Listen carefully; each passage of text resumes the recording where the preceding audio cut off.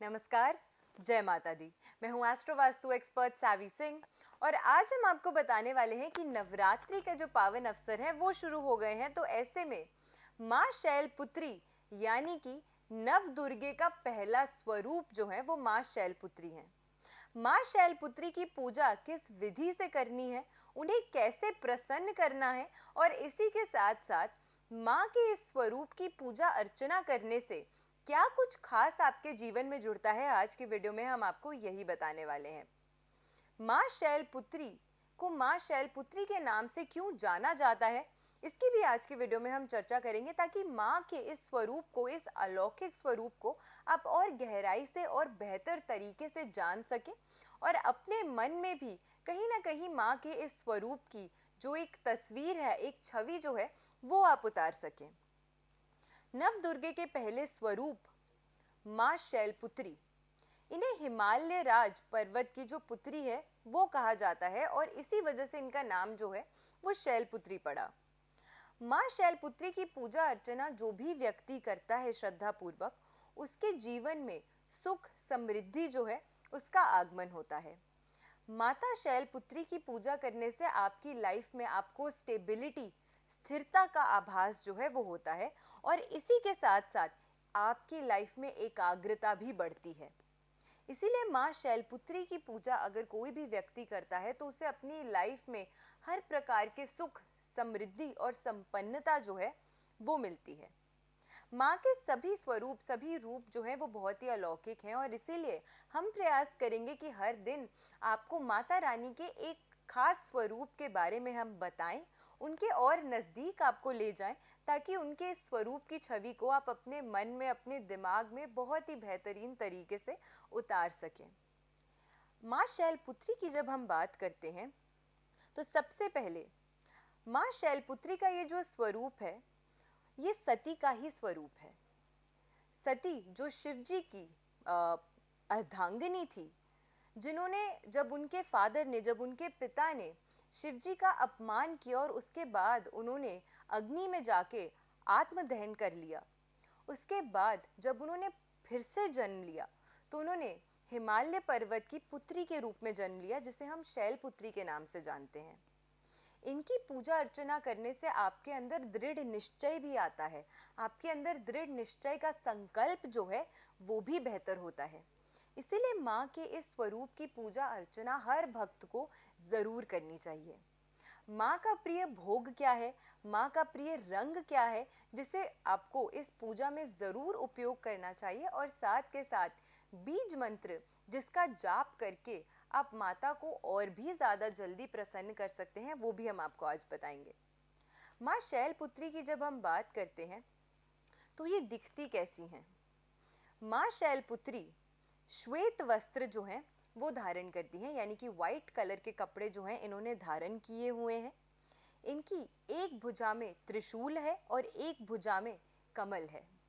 इसी के साथ माँ शैलपुत्री की जो पूजा है वो नवरात्रि की पहले दिन की जाती है। सबसे प्रथम देवी के रूप में माँ शैलपुत्री को पूजा जाता है। माँ शैलपुत्री शांति और पवित्रता को दर्शाती हैं और श्वेत रंग जो होता है, सफ़ेद रंग जो होता है, वो पीस को दर्शाता है।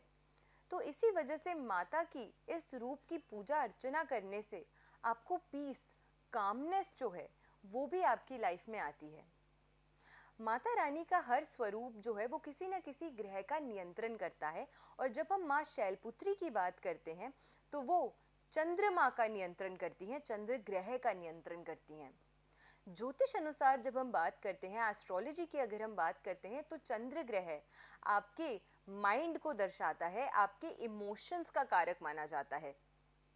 हर वो व्यक्ति जिसको बहुत ज़्यादा एंग्जाइटी महसूस होती है, जो अक्सर खुद को ऐसी सिचुएशंस में पाते हैं जहाँ उन्हें लगता है कि इमोशनली वो बहुत ही ज़्यादा अनस्टेबल खुद को महसूस करते हैं, ऐसे व्यक्ति का कहीं ना कहीं चंद्रमा जो होता है वो कमज़ोर स्थिति में होता है।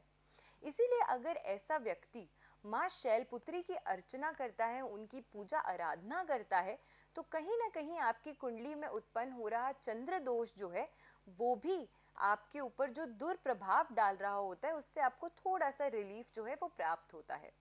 तो ऐसे में हर वो व्यक्ति जिसके लाइफ में चंद्रमा से उत्पन्न हो रही दिक्कतें आती हैं, उनको माँ शैलपुत्री की पूजा अर्चना आराधना जो है वो अवश्य करनी चाहिए, ज़रूर करनी चाहिए। श्वेत वस्त्र माता धारण करती हैं, सफ़ेद रंग के कपड़े माता धारण करती हैं, अलौकिक इनका रूप है और इनके चेहरे पे हल्की सी मुस्कान जो है वो हमेशा रहती है। माता रानी की जो सवारी है, शैलपुत्री माँ की जो वाहन है वो वृषभ है। तो इस तरीके का जो सुंदर अलौकिक स्वरूप है वो माता रानी का है। अब ऐसे में माता रानी की पूजा अर्चना आपको किस विधि से करनी है, किन चीज़ों का खास ख्याल रखना है और साथ के साथ कौन सा भोग आपको माँ को ज़रूर अर्पित करना चाहिए। जब माता रानी के स्वरूप की आप पूजा करते हैं तो आपकी लाइफ में सुख, समृद्धि, संपन्नता और साथ के साथ धन, पैसे का आगमन भी होता है। तो इसी वजह से माता रानी के इस प्रथम स्वरूप को बहुत ही ज़्यादा अलौकिक, बहुत ही ज़्यादा शुभता प्रदान करने वाला स्वरूप जो है वो माना गया है। रंग माँ का जो सबसे प्रिय है वो माना गया है सफ़ेद रंग। तो सफ़ेद रंग के पुष्प अगर आप अपनी पूजा में रखते हैं, सफ़ेद रंग के वाइट फ्लावर्स अगर आप माता रानी के समक्ष अर्पित करते हैं तो इससे उन्हें बहुत ही ज़्यादा प्रसन्नता होती है। सफ़ेद रंग की कोई भी वस्तु अगर आप माता रानी के समक्ष उन्हें भेंट करते हैं तो ये भी उन्हें बहुत ही ज़्यादा प्रिय मानी गई है, ये बहुत ही ज़्यादा शुभता प्रदान करती है। भोग की अगर हम बात करते हैं कि माता रानी के प्रथम दिन अगर आप माता शैलपुत्री का स्मरण करते हुए आप उनकी पूजा कर रहे हैं नवदुर्गा की, तो ऐसे में किस भोग को आपको माँ को अर्पित करना चाहिए। दूध या घी से बना हुआ कोई भी मिठाई या कुछ भी भोग अगर आप माता रानी को अर्पित करते हैं तो ये बहुत ही ज़्यादा शुभता प्रदान करता है आपकी लाइफ में। तो दूध और घी से बनी हुई मिठाई का भोग आपको अवश्य माता शैलपुत्री का स्मरण करते हुए माँ दुर्गा को ज़रूर अर्पित करना चाहिए नवरात्रि के प्रथम दिन।